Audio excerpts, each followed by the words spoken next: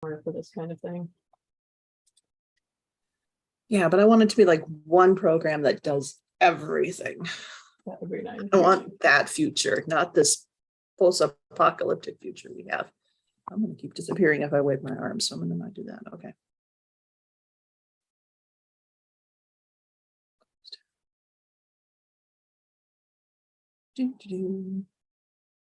I was debating. I usually don't wear like graphic t-shirts, but I wanted to wear a Fandom t-shirt today.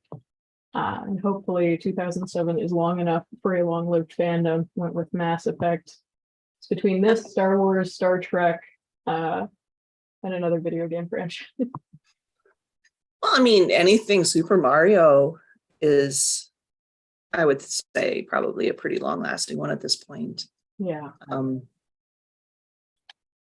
It's Casey. What else would be? I think like Zelda has a pretty long. I played that as a kid. Zelda, Sonic. Those are like the big names from 80s, 90s. Hello. I'm just trying to think if there's any. Hello. We're talking about long-lived. Before we get started, long-lived video games. I'm trying to think of, does Pong actually qualify? I was thinking that like Space Invaders or something. Aesthetically, some of those things have really held on, but like game-wise, I don't know. It attaches itself to like this nostalgia that's still present for video game players, but I don't know that it's actively something that people consume, which is kind of a weird place to be. My partner just said Metroid. Oh yeah, that's another big one. I think that's maybe a good place to start too. What causes the long lasting? Is it nostalgia or actual engagement? All right, we've got 3 of us here. That's usually what I take to be a good sign to get started. I believe a couple more people will be popping in, but might as well get us going since we are live streaming and that's active. All right. So Carey, it's good to see you. I think it's your first time being on the dialogue too. Yes, it is. Thank you. No, thank you. I think this is going to be a great conversation because given what Christine and I were just talking about and some thoughts I've had lately, let's dive into this. So thank you everyone for coming in today virtually for this popular culture dialogue. I've been trying to think of a nice, catchy title for this. So if you have ideas, let me know. But essentially what we're talking about are long-lasting popular cultures and fandoms with longevity. And I don't know of a catchy title there. But that's what's bringing us here today. And maybe it's appropriate that we're talking just as San Diego Comic-Con 2022 gets done, because there we see maybe a lot of where these are. And for me, it's also the capitalist and the capitalism and how that plays into all this that's important. But as always, I want to start off by allowing our guests to introduce themselves. And Carey, since it is your first time, would you please start us off? Sure. Thank you. Hi, I'm Carey Millsap-Spears. I'm a professor of communication and literature at Moraine Valley Community College. And I do a lot of work with popular culture, especially Star Trek is my main area. So that's got a lot of longevity. We're going to talk about that. I'm actually here in Dublin right now, going to attend the International Gothic Association, starts up tomorrow. So I did have a long evening, so I apologize. Give me a minute if I'm a little sleepy, but thank you. Well, thank you. And I haven't had my caffeine yet, so I'm there with you. But I also love the fact that you bring up Star Trek, because that's definitely one of the big ones to talk about, given even the announcements that came out of Comic-Con last week, which as a fan, I've got some issues with. But anyway, Christine, if you'd like to go next, I see we have another person coming in. Hello, I'm Christine Tomlinson. I'm a lecturer at the University of California, Irvine, and a game studies specialist with the Digital Democracies Institute. I'm also working through my coffee, so I apologize if I'm also trying to catch up brain-wise. I mostly do work on video games, but I also do work more broadly on popular culture. I do work on fan studies, fan interactions online. I like to look at how people build identity around things like popular culture. And also, in terms of a catchy title, I would definitely toss out something with "Live Long and Prosper" in the context of game, sort of like the pop culture context. But yeah. Anyway, excited to be here.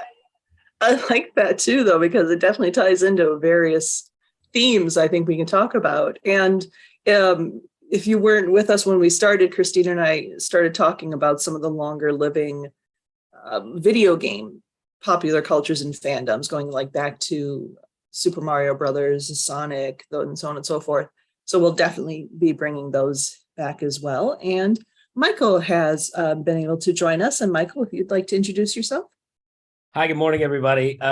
Apologies for being a little bit late. My 3-year-old's schedule was a little bit different than mine this morning. So thank you for this space. I'm very, very excited to be here. My name is Mike Dando. I am an assistant professor of English and the director of the Communication Arts and Literature program at St. Cloud State University in St. Cloud, Minnesota, part of the Minnesota state system. My research involves the intersections of popular culture and education, particularly multimodal education and democratic engagement. Sorry, I'm also working through my coffee, Christine.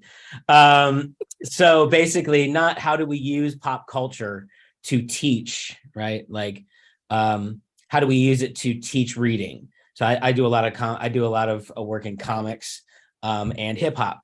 So rather than to teach existing poetic devices through rhyme, to really investigate those texts critically and then think about how students are making sense of that in their own lives, sort of reading the word and the world. And that's where I spend a lot of my time. I'm exhausted because this weekend was San Diego Comic-Con. And so all of the things happened, but I'm really, really glad to be here. I'm super excited.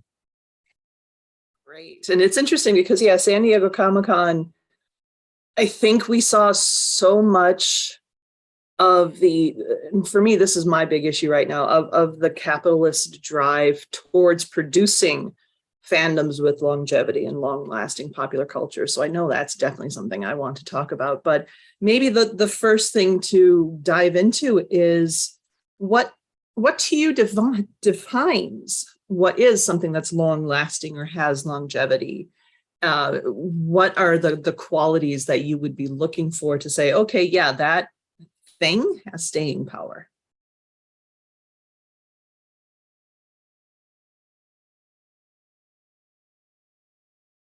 Would ever like to go first? Unless I'm going to pick on Carey first because she mentioned Star Trek. Well, I'll go first. I always will never not talk about Star Trek. So the thing that I would say that what I do for my classes, so I also, teach composition as my main area. I teach, I teach at least four a semester. So I use popular culture as a means to kind of get into different topics or different sorts of constructions. So Star Trek, especially early Star Trek, is great for episodic things. I can pull any episode, we can watch it, and then work with, the A plot or the B plot or a certain scene or something. And you don't need a ton of information on every side. You don't have to know, it's not like trying to watch, the rebooted Battlestar Galactica, episode, what was that, 33 seconds, which was the amazing episode, but you have to know or you just watch it and go, what is happening? But Star Trek is something you can do. You can pull an episode. So one I like to use a lot is Deep Space Nine's Far Beyond the Stars, because you're talking about writing, you're talking about race, you're talking about history, you're talking about, police brutality. Everything is happening within this 45-minute, very, very, very tightly constructed text. And I think that adds to the longevity. I mean, I think remains to be seen what's going to happen with these newer shows, because they're going into some of these sort of long story arcs because of the streaming platforms. So I don't know what's going to happen. I mean, I happen to love the new shows, but I don't know, how I try to get students, like, they always ask me, what should I watch first? And I'm like, well, don't watch that first. I want you to, I give you a list and then you can watch that. But, sometimes I think there is a little bit of a barrier. Sometimes they see the amount of it and they think, oh my gosh, I can't get started. So I don't know if that helps us get started. I think it does, because and sorry, Michael, just one quick thing is I think about, like, coming from comics world, that idea of it's hard to jump into the Marvel comics universe or the DC comics universe, given how much there is. And like you said, with these streaming platforms, thinking Disney Plus, watching something like Multiverse of Madness, if you hadn't seen WandaVision or anything else, I mean, I didn't like the movie first off, but it would have been even more unlikable, I think, without all of that. So the constant production of content helps, of course, keep something around. It might not help it build fandom for long, though. But Michael, go ahead. I'm glad that you mentioned it, because for me, and also coming from the comics world, and maybe you can speak to this too, is part of the longevity is the medium itself for comics. A lot of, I teach the rhetorics of popular culture, which is basically, when I teach it, it's a comics course, a comics studies sort of crash course overview. And comics, longevity for comics is this idea of always and forever communicating through illustrated medium, right? And so whether it's, one of the things I talk about is, do you know what a cave? I'll ask, like, who's ever seen a cave painting? And like, oh, me. And I was like, okay, well, that's where we're gonna start. So the idea that there is, and so the question I ask is often, well, why do we keep drawing pictures to say what we feel? It's not like we've been to the moon, but we still have this. A picture is worth 1,000. I always get, a picture is worth 1,000 words. I was like, that sounds really cool, but what does that mean? Like, tell me, like, that's rhetorical. We talk about the rhetorics of popular culture, but what does that mean? And the idea is that there are things that are difficult to express through a single given form, right? Mm-hmm. So the idea is, for me, longevity in comics is this: if it ain't broke, don't fix it. We've cracked this multimodal code that just says, here's how I feel. I'm going to put it in this thing. I'm going to throw it to you and you're going to catch it and it's going to resonate. That's longevity. As long as people, for me, in the medium, right? So whether you're on the iPad, whether you're on the, on the cloud, on the web, or whether, like me, you're old school and you like a nice, tactile copy and you smell old comics because you're a weirdo. That's longevity, because there's something within the medium that speaks to a humanity. Now, I think what the capitalistic side of it, as you mentioned, is why we're having these number ones all the time. It's like, where do I start? Where do I start? Where do I start? Well, start at one. It's fine. So like Marvel is doing this thing where they're starting over. They're like, it's a number one. And then like down in the corner, it's like, for the nerds who've been following along, it's actually issue 677. Right. Right. So like, we're all on the same page, but it's sort of trying to deal with that idea of, I've seen a movie and now I want to get started in this other, Carey, like you said, and I do this in my composition classes too. I want to get started, but where do I start? I do the same thing with hip hop. Like, where do I start? Do I start with Rapper's Delight? You should not start there. What'd you say? Like, don't start with that episode. Don't start with that Voyager episode. There's a space lizards in there. It's terrible. But longevity is whenever we try and keep doing things because we in our communities have seen that they matter. And it's interesting that you brought up first the idea of comics as being a long-lasting medium, because, initially comics were these very cheap physical items that were not meant to last. Pulp. Yeah. And yeah, it's only because people started having such fond memories and feelings associated with them that they started collecting them, and then it became something else. So that role of the person and the fandom in that, I think, is really important too. Christine? Absolutely. Yeah, and I was thinking about this before we started and trying to pick this apart because I think that there are so many different moving pieces to longevity for pop culture that it's hard to pinpoint just one or two things. And I think, Carrie Lynn, you've been getting at the capitalism part of this that's kind of important. But I think on one end, we have those emotional connections. People have emotional connections to a story or to characters. They are motivated to see what's going to happen with these things. They become pretty invested in it. And that's one way to just kind of connect someone initially to a piece of pop culture. You have that element, you have the nostalgia element. So we see a lot of things coming back that are getting revived that now get new fans that are brought into the fandom, which can be good and bad. You also have like gatekeeping and things, but that's not really part of this conversation, so I won't go too far down that road. But we've also talked in previous dialogues about these kinds of flash in the pan moments where a lot of pop culture now is just so short-lived that it seems like a lot of the things that are long-standing are those things that are connected to those emotional, nostalgic experiences for people. That it doesn't seem like it's the same kind of thing happening with newer pieces. Obviously, oh, my noise is cool. That's fantastic. Sorry. But it seems like it's harder to tell what's going to become a long-standing piece of pop culture at this point. I'm going to mute myself because that's very loud and I apologize. That brings up something I think that's really interesting with this idea of long lasting versus flash in the pan. Because I also think, and maybe I'm wrong in this, we also see with these long lasting popular cultures, especially those that are going through these cycles of reboot, reinvention, redo, or just, bring back everyone who's old and try to make them look attractive. That's horrible for me to say. John Delancey, really sexy as a silver fox, I will say that.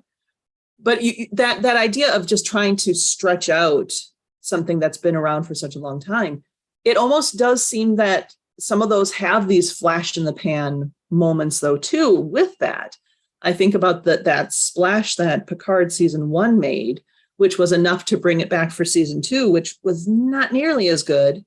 And now they're going into season 3 with pure nostalgia trip, it seems. So, and then you look at like Star Wars and that flash in the pan of when we had new Star Wars trilogy until everyone started fighting each other. And then we got too much Star Wars. And now it's not as large as some other things. I don't know, maybe that's just me and how I see these as an old curmudgeonly fan at this point. No, it's sort of, not to bring it too far into video games, but that happened recently with the game that I'm wearing the shirt of, Mass Effect, which is not super long standing, originally released in 2007, but they revived it last year. Like they brought back the original trilogy of the games after they had this fourth game that people just did not like. And the revival did very well, but it's like a very strange thing where it seems like you have to go back to nostalgia sometimes to create something that's successful with one of these longer lived pieces of pop culture. Like the new Turtles game, Shredder's Revenge, which isn't really new, I guess. It's also that comes into it.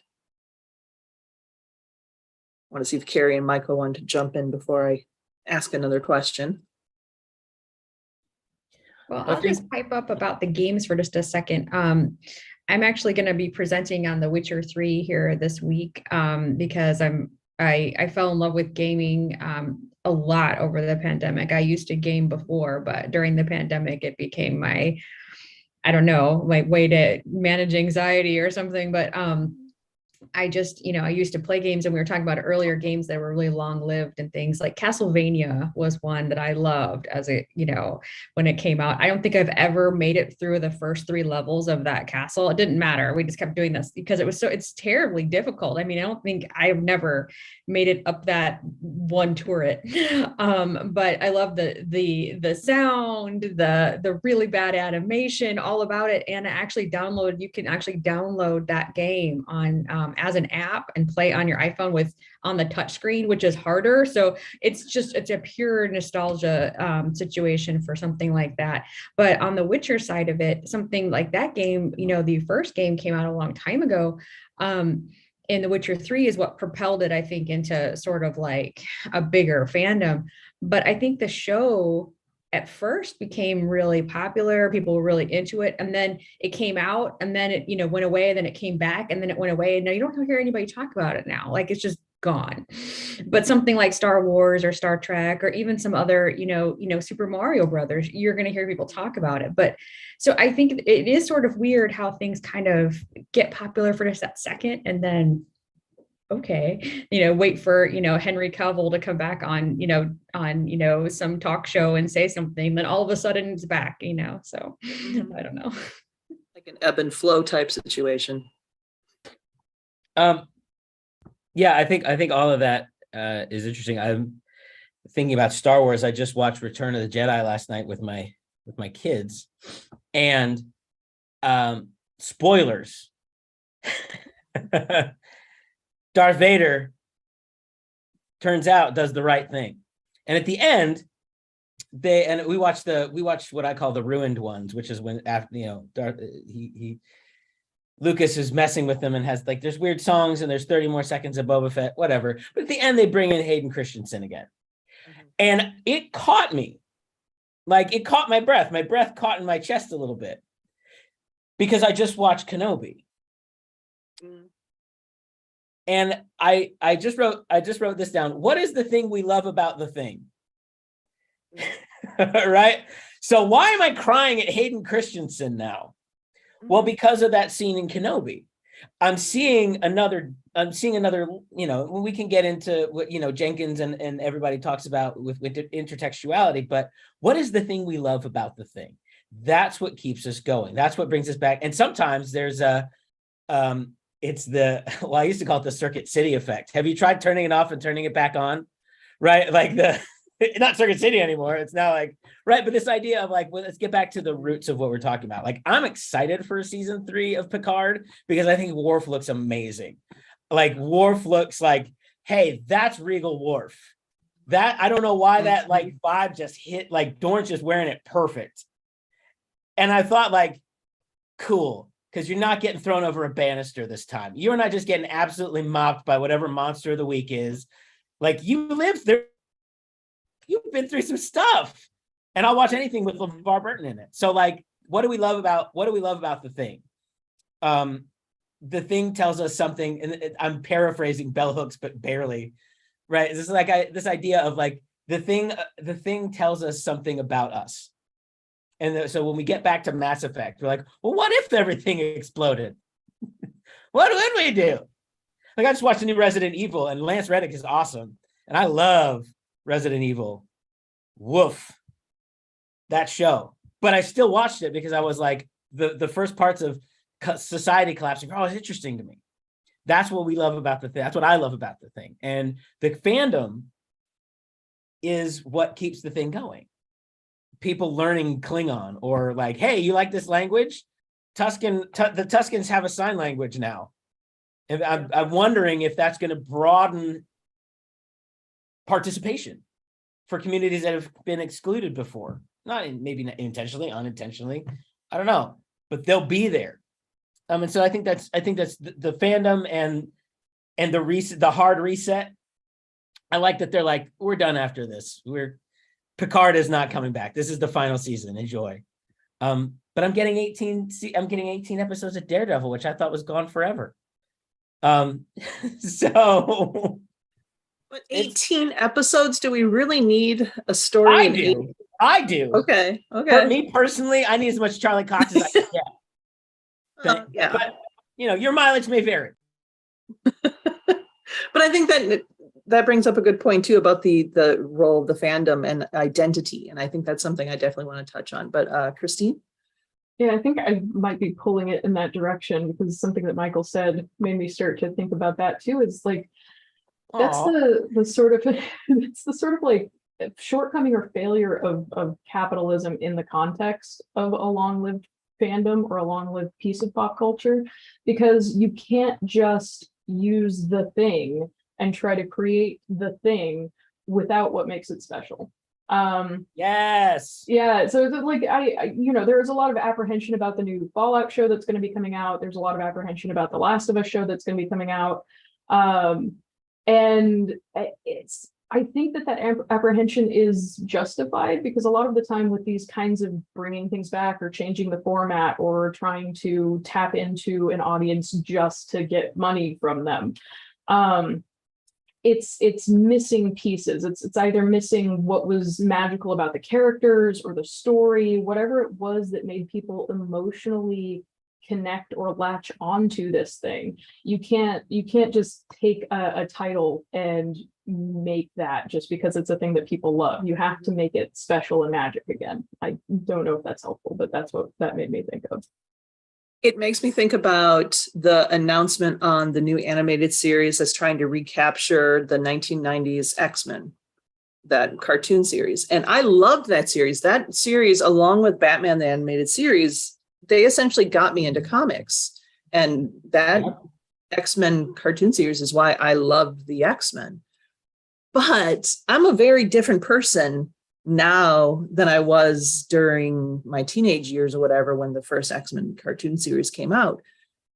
So what I loved about that cartoon series, if they just replicate that, I'm probably not going to have an attachment to it. I mean, I don't even think Gambit's in it this time, so he was my main attachment. So it's replicating the magic, but I also think of the DuckTales. DuckTales was my number one when I was a kid. And by kid, I mean preteen or teenager, because that's when it was on for me. Right. And I've watched some of the new stuff, especially because of my David Tennant obsession / fandom. But it doesn't do it for me the same way. I don't get the hit the same way. Yeah, I think it's interesting that you said that because, and again, spoilers for a couple of reasons. I'll try and be nice. That X-Men theme that has been used in multiple properties. Just that little right, just that little guitar riff, and it hit me in my core like a lightning bolt. It did, especially in movies and films that were okay. But that part, I'm like, worth the price of admission, those 7 notes, because it was electric.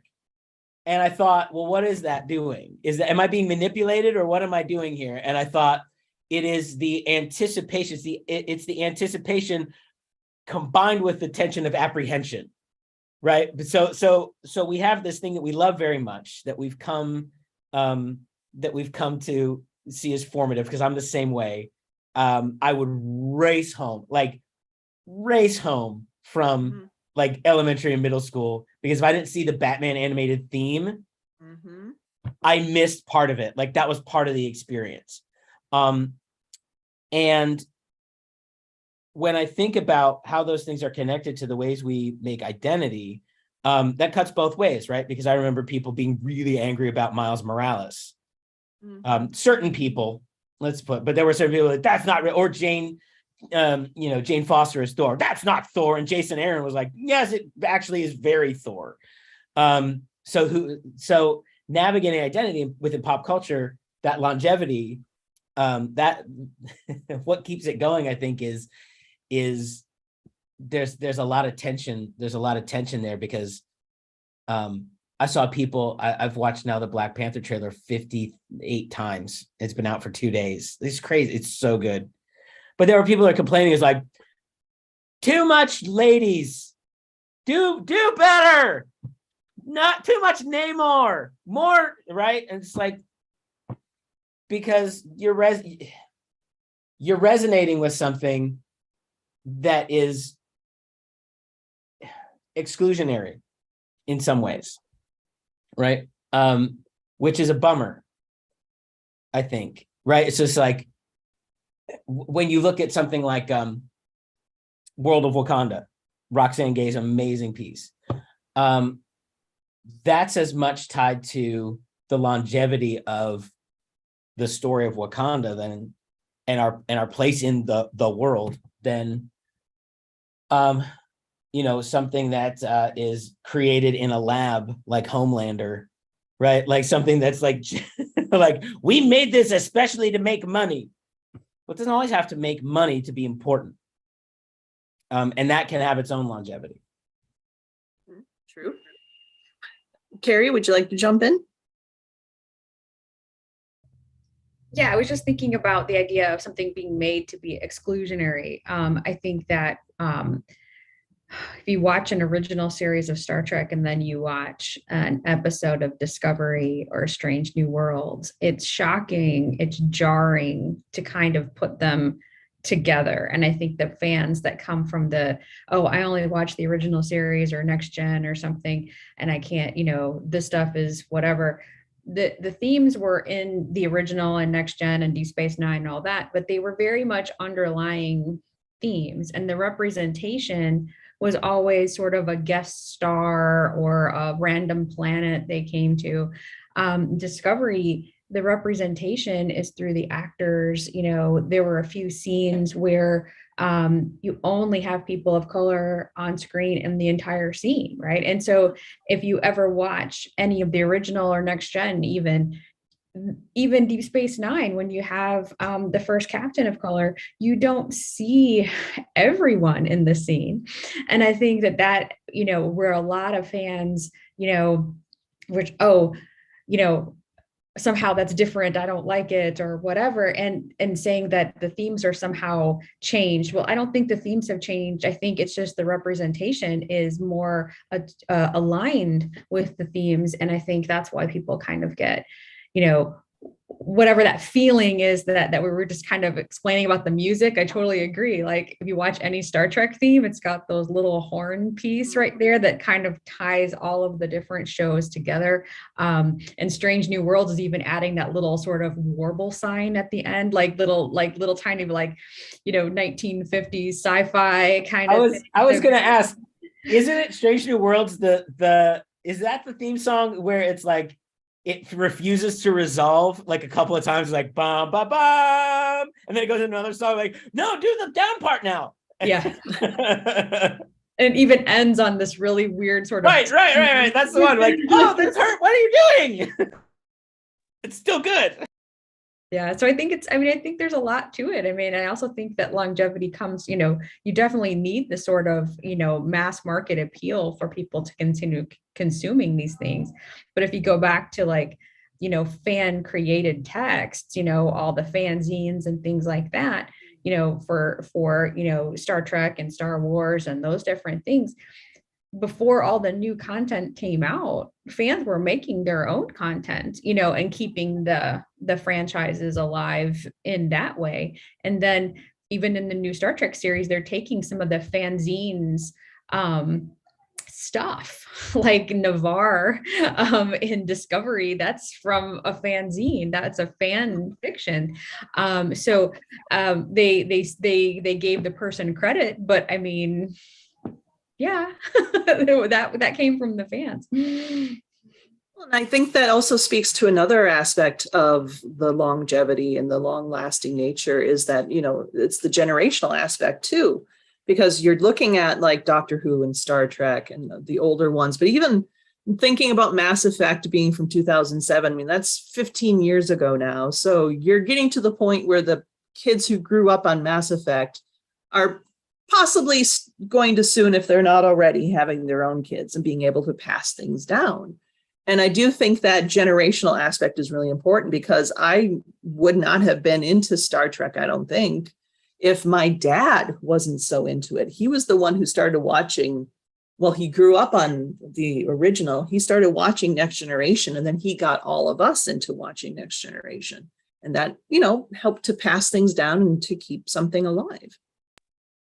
Can I just jump in real quick about the longevity? I was just reading, I don't remember, it was a New York Times piece or something, and it was talking about this show coming out called Star Trek: The Next Generation, and how people were so mad about this crew because it wasn't Spock, right? Where was Spock?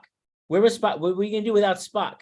What is this? Well, who is this captain? English, right? And so it was this. So part of the longevity, and now like, thou shalt not besmirch Jean-Luc. We'll keep right when we all know it's Cisco is the greatest captain, that Star Trek has ever produced.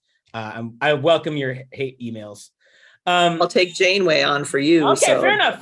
Janeway. It's another YouTube. This is another call, but the longevity also is this tension between people who a subset of the culture or fandom that it's not.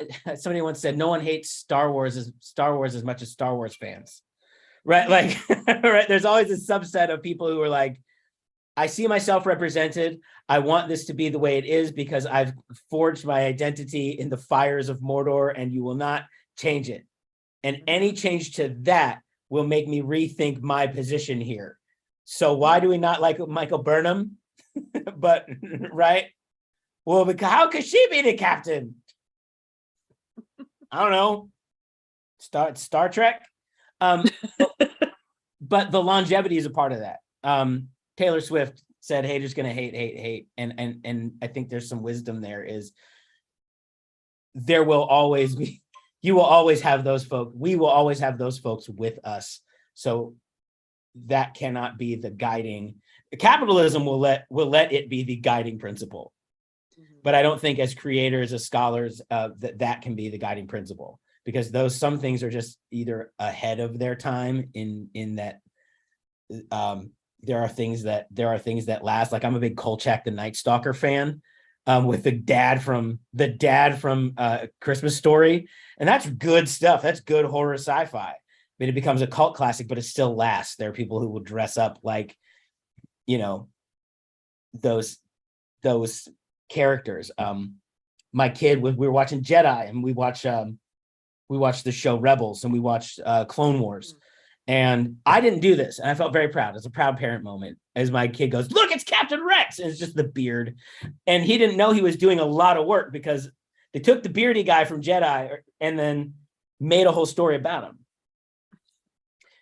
You're always going to have people who think, oh, that's throwaway, or that's not my Star Trek, or that's not my Star Wars, or I like play the hits. But we have to critique that impulse, I think, and we also have to support when we see those things that like I watched Miss Marvel when it came out, and I really loved it. The Kamala Khan show. We have to support those things that are pushing genres and medium forward. It's easy to dismiss the haters and not do anything else. So when we understand that there will always be haters, we have to be strategic in how. And when I say haters, I mean, I'm trying to be diplomatic about it, but folks who would like to re-entrench capitalistic notions of heteronormativity and white supremacy. I'll just say that on a Monday morning.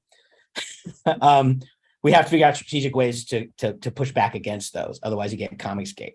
Otherwise you get video Gamergate. And we have to be smarter about that, I think, as fans and scholars. Yeah. Christine? Yeah, I think it's sort of interesting because it's another sort of danger of long-lived pop culture when something new comes out, and then like, because if you talk to Star Wars fans, people who were kids when the prequels came out, like that's the pinnacle, like love it, absolutely love them. They hate the new ones, love the prequels. People who were raised on the originals, like love the originals, hate the prequels, hate the new stuff. And there was an interesting, I'm going to take it to tabletop for just a second. Now that there's a Dungeons and Dragons movie coming out, I saw a PSA in one of the D&D groups that I'm in that's like, oh, this is going to bring in new people. Remember, that's a good thing. We want new people as part of the fandom. Like, okay, nerds, calm down. Right. Because it's new people come in and they learn the language, they learn the culture, and people who are already entrenched in it, they're like, this is not what I'm used to. This is different from the thing that I love and I've invested myself in. And Michael, like you were saying, the identity aspect of it can become so complicated for people and create those issues of gatekeeping that I kind of alluded to earlier that I said I wouldn't get into. But we have so much of that in fandom, especially these pieces of pop culture that are so huge for people and have been around for so long and have become integral parts of people's identities. And it's another weird aspect of that capitalist element of this, where, you know, people want to push stuff out to make more money. That pulls new people in because new people are being introduced to this thing. And then the older fans who have been into this thing for a really long time get angry for a large array of reasons. But yeah, it's just, and it oddly, like, it doesn't seem to affect the longevity, but it does seem to affect how pleasant it is to consume that piece of pop culture. And it kind of makes me think about, because this is something I'm really interested in, coming from a rural area when I was a kid, is looking at popular cultures that aren't necessarily associated with anything Hollywood produces or anything a media industry produces. And I think about, like, where I grew up, you have these fish boils. So it's not even just like Friday fish fry, which is also a big thing where I grew up, all you can eat, but fish boil. And you just, a big thing of water, you just, or oil, you just stick a lot of fish in it. And people love going to those. And it's not like a large popular culture. It's very regional, but it's very popular. And it's definitely long lasting. So at some point then, is it just a long lasting popular culture, or is it a tradition? And that, I think, is an interesting thing to work through as well. Like, thinking about people who are upset at new things in Star Trek, or wait, this is the Star Wars, and things like that. Some people get so entrenched in things that they see them as traditions. So if you don't have a Star Wars with the Wilheimer screen, then you're not meeting the traditions of Star Wars. And I think that's... And it's just sparkling sci-fi. It has to be from... Because you well, at least for, like, with Star Wars, you look at like what they tried to do with Last Jedi and to take it into a different direction. And the reaction to that led in some ways to Rise of the Skywalker, which is a pile of steaming. So it's interesting because, like, people, if they don't see their traditions being met and they're closed-minded, dare I say conservative, that's problematic. Well, it's interesting. For me, the question is, when does practice become praxis, right? It becomes like, this is what we do, and this is our way of life round here, right? And I don't think there's necessarily a tipping point, but I do think that's what sets people off. Is that's my Star Trek. And it's like, Gollum's the bad guy, right? Like, he's tragic, but he's not like, you're not, those aren't life goals to be like, my precious, like, Tolkien's saying some very important things about power here. So I think it's interesting to, like, when practice becomes praxis, and then what happens when another generation comes along and says, well, what if we did things different, right? And that becomes not just fraught, but can be really harmful, to be kind of a bummer. I'm thinking of Dungeons & Dragons and the Satanic Panic as a child of the 80s, right? And like, all their parents, it seemed like all the parents were convinced that if I played an elf, I was headed for trouble. And now they're making a movie with, like, Hugh Grant. It's Hugh Grant and Chris Pine, and it's like, now it's just like this big blockbuster thing. Because we're all like, yeah, no, that's a game. Like, that's not right. But it's that generational tension, those paradigmatic shifts that, as you said, people want to. It's called conservative for a reason, and this isn't me bashing. It's to conserve that which exists, to re-entrench the status quo, irregardless of who that or what that might harm. I saw something about, like, right? Does that make sense? No, and it was interesting because I saw, like, Satanic Panic trending on Twitter today, and I'm like, what is going on? And I wonder if it is because of, like, Dungeons and Dragons seeming to have this mainstreaming popular culture effect again, which partly is because of things like Critical Play. Is that the name of them? I can't remember exactly, but all these online gamers playing D&D. Critical Role. critical Yeah. role, yeah, and the influence that they've had, and we're talking about like tabletop games and everything, but I mean just gaming overall having this resurgence, and with the evangelicals out there thinking that we're getting very close to being at the end times, which is very scary that they're trying to make that happen. I do think we might be reiterating or coming back to this whole tension around Dungeons and Dragons, which I thought we had taken care of in the 1980s, but apparently 40 years later, we have to go through it again. As a half elf ranger in three different campaigns, it did not work. It didn't take, guys. It didn't take. But I think oh, sorry, go ahead. No, I just, to me, that's interesting because I think you're getting at this longevity issue then from the point of view of individual long-lasting fandoms, which I think we all have them. And then we definitely have fandoms that have not been long-lasting. But then you're also looking at it from like the social cultural perspective of something that's long-lasting with a lot of different people. Precisely. And the tensions that can come at those two different areas, I think is fascinating. Michael and then Christine. No, Christine, you can go. I'm okay. Mine's more of a side note. I just think it's interesting with the cultural timing because Stranger Things, the last season was all about, I mean, it introduced D&D to a lot of people. My students had no idea what D&D was before Stranger Things started. I had my bag of holding that I always carry my stuff in. No one had any idea what that was. That's awesome. You don't let anybody besmirch a good bag of holding. Okay. If they don't know what it is, we do. Yeah, but yeah, like the last season also brought up the satanic panic stuff. Like it was a central theme to a lot of what was going on, which is introducing, different weird pieces of history related to pop culture that a lot of people probably are now unaware of.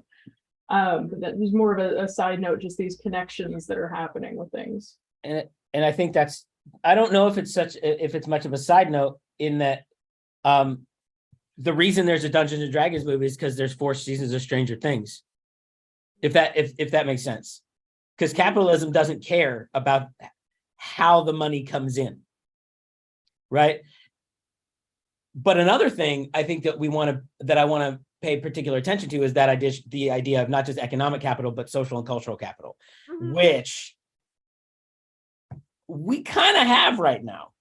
Nerds are in the ascendance. And what I mean by that is the Russo brothers, or the Duffer brothers, I should say, super nerds. Jon Favreau, Dave Filoni, super nerds. They know what the thing we love about the thing is. And it's problematic, it's troubling. I wish they had done a better job with Lucas in Stranger Things. I'm like, guys, that's rough.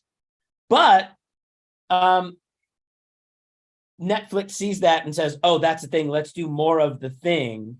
Let's try and reiterate it, but let's get people we know about the thing to do the thing, because our students are savvy enough consumers to where they know when they're being lied to or when they're getting scammed in a lot of ways. I think in a lot of ways, but Carey disagrees. Like, well, so I don't think people care if they're being lied to if it's something they like. And maybe that's just me coming from... Isn't that a fraught statement in our current cultural climate and political times? Well, I mean, to retract my statement because I think I agree with you. And that's the thing, because I think coming out of professional wrestling studies, definitely, I think that happens there. But I think that happens in other places too. Like, people actually liked Rise of the Skywalker because it better aligned with what they liked about Star Wars. They got to see the Emperor, they got to see Star Destroyers, they got to see all this stuff that makes no sense given the logics of the universe, but whatever. So I don't think it's about being aware that they're being lied to. I think if people don't like something, then they're more apt to be critical of it. And that's where that critical gaze could circumvent the lying. And here's a side note: is wrestling now and political science, is that a circle? Is that Venn diagram a circle now? It's close. It's close. No, I think. But you want to talk long lasting. The fact for that sure. one man has had so much control over professional wrestling for about 40 some years, and now he just retired and people have no idea what's going to happen. Right. That's an instance of where, like with Gene Roddenberry, he dies. What is going to happen? Well, now that what? Yeah. So much centrality around one person fueling the popular culture, I think, is an interesting thing to consider as well. I think what I was trying to say is we have we have at least the capacity to be savvy consumers of culture. I don't know if we are. Yeah. I think maybe that's what I was trying to say, because like I've noticed in my students, they know, maybe they don't care, but they know when they're being sold something rather than like something being, if that makes sense. They have the capacity to reflect on it. Not always, but there's I think that's always been true of humanity, though. It's just we've had to use it more lately, I think, is maybe a way to go to it. Carey? Well, there was a lot of things, so much really great conversation there. I just wanted to mention a couple of things about authorship, right? So with Roddenberry or Lucasfilms or any of those sorts of things, the name gets attached to the thing even after the person is no longer attached to the thing. So even before Roddenberry died, I did a lot of research. I was at Bowling Green's Popular Culture Library, and I was working in the archives. So I got to be there for a week, and it was amazing. There's a Vulcan harp in there, just saying. Going through all that stuff and kind of just being immersed in it and realizing how much he was not involved in almost the last season of the original series, how much he hated the films. He really was involved in Next Gen when it was created the first season. But if you watch that first season, it's kind of terrible because it's all the original series sort of rehashed. And there's some really bad episodes in that first season. Legendary show. Yeah, I'm just like, I it pains me to say it, but it's true. I mean, we have to be critical of these things. Yeah, definitely the same thing happened with Stan Lee too. Yeah, and like, so, Stan Lee presents, like Stan Lee did not present that. No. So I think that there's this sort of, the author becomes a commodity or something, like there's some sort of value given to these names when then perhaps maybe that's the story that we somehow buy, but it's not really the story. But I wanted to say something about the Star Wars film. So my son is a Star Wars fan. I tried to make him a Star Trek fan. Hopefully he's watching. I'd send him a link. He's watching the original series, which is wonderful, and I'm very proud of that. But he won't go further. Like he's a purist. It's only the original series, but he loves Star Wars. So we've been rewatching all the Star Wars films, and we play the Star Wars Lego video games, which I think is a whole other text, and they are amazing and so much fun. I mean, I think as a gamer, the new one that they just came out with has a lot of the sort of almost RPG elements to it, where you make decisions, you have to go on all these side quests and all that. And it's kind of, they've really kind of advanced that platform. But so we watched The Last Jedi, and we were supposed to rewatch The Rise of Skywalker before I left, but he was watching the Cubs. I don't know why. The Cubs are less painful. But I studied the Gothic, right? So one of the things I study is the Gothic in science fiction, and the Gothic in Star Trek, and the Gothic in The Witcher, and all these different things. And for me, as a Gothic scholar, The Rise of Skywalker is like gold. I mean, I'm just like, no one loves this. I love it. Oh my God, it's Jane Eyre in space. I am all about it. That's awesome. I now have to think about that. And so I'm like, I feel like I'm the only one in the world that was like, oh, I guess I can't. Well, I'm not really a Star Wars fan, so it's okay that I like this movie. Okay, bye. I think that's interesting, though, you bring up the Legos, because my partner is lying here and he is actually playing the Skywalker saga right now as we're talking. But that idea of it being Jane Eyre is amazing, because I also think, and this goes back to the start of the conversation, maybe this is a way to bring it full circle, that idea of like Star Trek being able to comment on themes, on things that are happening in our life and all these other things too. And even like with comics and how comics, you can trace it all the way back to cave painting, which is where I start with my students as well.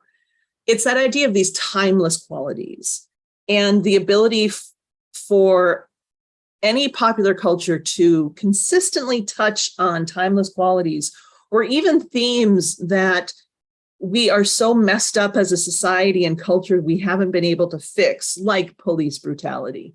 I think is another way that we can look to see how something has that longevity within the social cultural level, but maybe also in that individual identity level as well.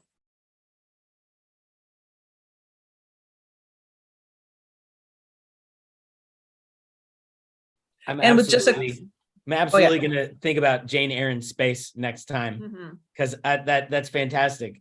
I think it's interesting we talk about the longevity and why we, the idea of what was the theme is why we fight, right? Like, so Captain Kirk, just stay with me for a second, is basically, and Star Trek, the original series was Wagon Train in Space.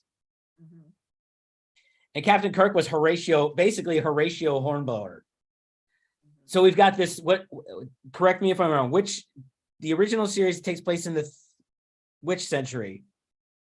Like the 30th? I don't remember, but it's definitely not the 18th century. The 23rd. The 23rd century. So you got the 23rd century, the paradigm of the 23rd century based in the 18th century that's reinscribing these things, even through Picard. Now, we can critique the things we love. I love them. I love the Gorn thing and the mustard powder, and I love it. It's great. It's wonderful. But we have to understand what it does so that when we see Michael Burnham, when we see Philippa Georgiou, when we see these folks who are not Horatio Hornblower in Space, Janeway, Cisco, that by definition are not colonial entities, then we have to. I mean, you could argue that. I mean, there's. I've only got but you're right. There's but amazing. the idea There's is that amazing. they're pushing. For me, Yeah, they're but there's pushing back amazing against. piece about the colonialism and Oh, and for sure. Voyager. We can discuss that's another one. Like we can discuss the colonialism of Starfleet. I've written papers on it, but the idea is that the mold that was set that everybody bought into was Captain Kirk, punch first, wagon train to the stars, and that was great for straight white dudes. And what we see is straight white dudes consistently will do some really heinous stuff to keep that status quo right where it is. And for me, when I think about, like, I'm doing some comics work, part of the struggle forward, I think, is to provide space for folks to tell stories, to hold space for people to tell stories. So, like, I just watched Nope. It's great. Jordan Peele shouldn't be the exception. That guy's a nerd, but I think we really have to, when we're working with our students, tell stories that are new rather than old stories with new faces, if that makes sense. Christine and Carey, we're wrapping up here, so I kind of want to give you, kind of like with Michael, the last thoughts about what we have to think about when we're thinking about longevity and long-lasting pop culture. Christine, you want to go first? I can. I think, and I'll just bring up something that I brought up before. I think the other element to this that we didn't really touch on is how dispersed pop culture is now. And this is something that I'm still grappling with from one of our previous conversations. I don't know what makes something currently long lasting, and also I think we need to think about what's long lasting for small groups of people. And why that is. Like, you have things that are wildly popular and hugely part of people's identity that not a whole lot of people are consuming, but is still very important to some people. Whereas, some of these broader things, they're still out there, but pop culture looks different than it used to. That's a really good point too. And I think it's also why I want fan studies at least to be doing more and looking at conservative and reactionary type fandoms. And yeah, that question of long lasting for whom, I think is a really good question. Carey? Well, I think that kind of speaks to the idea that, fandoms are essentially subcultures, right? They're subcultures of subcultures. And so, if you look at it through, any kind of sociological sort of lens, the people who have sort of the buy-in to those things, they want to keep those things. So my partner is a sociologist. So I watched The Cage, the original series episode, The Cage, one day, and he was, well, often, but one day he was there and he's like, oh, that's this. And he goes up and he gets something out of the library, and it was like some sociological like textbook, I'm like, well, yeah, because Star Trek's cool. So so good job, nerd book. Yeah. So I mean, I think that we kind of have to look at it through all these different ways. And that's why it has longevity, is the fact that it has such reach, into the humanities and into the social sciences, that we can look at it and interact with it through all these lenses. And I think that's maybe how something becomes, long-lived, is the fact that it can be, put in all these different, sort of intellectual spaces and fan spaces.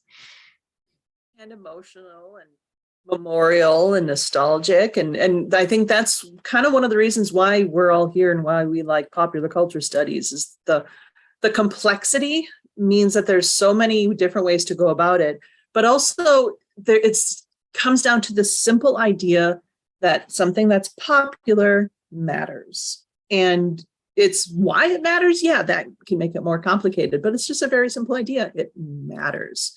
And it seems that the more something matters, the more we want to keep it around. Whether or not that's a good thing or a bad thing, that's a whole different question. But I want to thank you all for coming in this morning virtually. And I hope we all now are able to get caffeinated to the levels that we need to handle the rest of our day. So thank you all. And it's been great seeing you. And we will be back in August with our next dialogue. Whatever that one is, I will leave that up to all of you. Bye, everyone. Thank you so much. This was a blast. Thank you. Bye.